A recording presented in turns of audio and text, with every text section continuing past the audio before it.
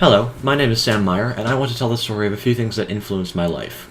When I was in my early childhood, my mother got a Wii for her birthday. While it was mostly a passive-aggressive way for my grandmother to tell my mom to lose weight with Wii Fit, the console came with something extra. In a small paper sleeve, there was a disc for the video game known as Wii Sports. When I was allowed to try it, I quickly fell in love with the childish sports that one could play, including tennis, baseball, and bowling. My brother, who was also young at the time, though slightly older, quickly picked up a controller and beat me horribly in baseball. This sudden defeat was all that was necessary to make me want to win. I wanted to beat my brother so badly that whenever I could, I'd be practicing my timing on the hits and attempting to get better at the pitching. It was difficult, but I eventually beat my brother, and thus my determination was born, from a menial rivalry in a game we didn't know we were getting. Later on in my childhood, I got my first real competitive game, Super Smash Bros. Brawl. This video game was intended to be played against others, and my brother and I took that intent and ran with it. This time, since I was familiar with the nature of video games, I wanted to claim the first victory, but alas, I was brutally beaten by my older brother. Determination once again fueled a need to get better at the game. Soon enough, I was playing well with my character of choice, Captain Falcon.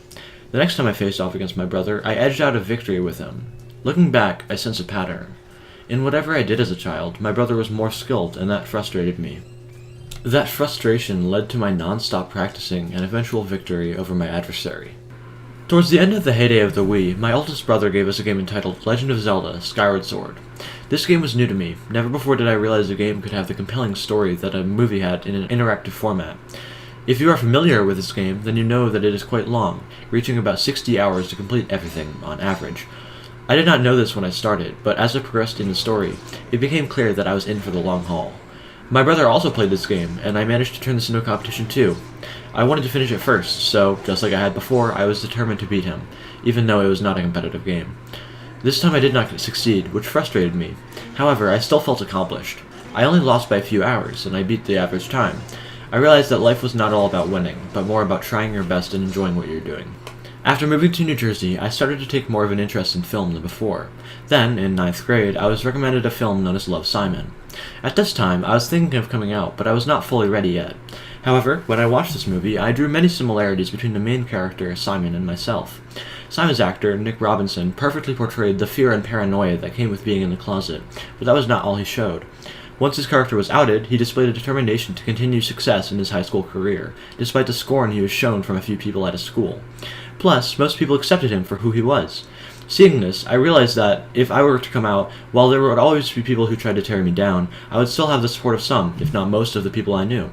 I finally started to get that if I had the same tenacity as when I would try to beat my brother in video games as a child, I would be fine.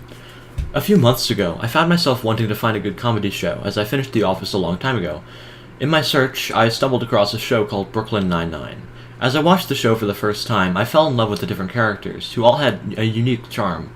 However, one man stood out more than the rest. The captain of the precinct the show is set in, Captain Raymond Holt, was an exceptional leader and a hilarious character.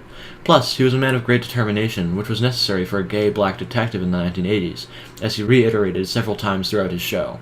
This quality of determination seemed to be contagious, because when he was helping one of his detectives, Rosa Diaz, come out to her family, he told her what she needed to hear to do it. Every time someone steps up and says who they are, the world becomes a better, more interesting place.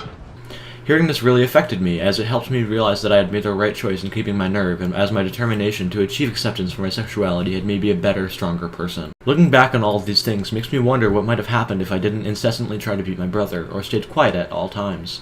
Anyone or anything can be beaten, so long as the person trying to win stays determined. And even though your determination may sometimes all be for naught, the experience and practice gained is almost always worth it.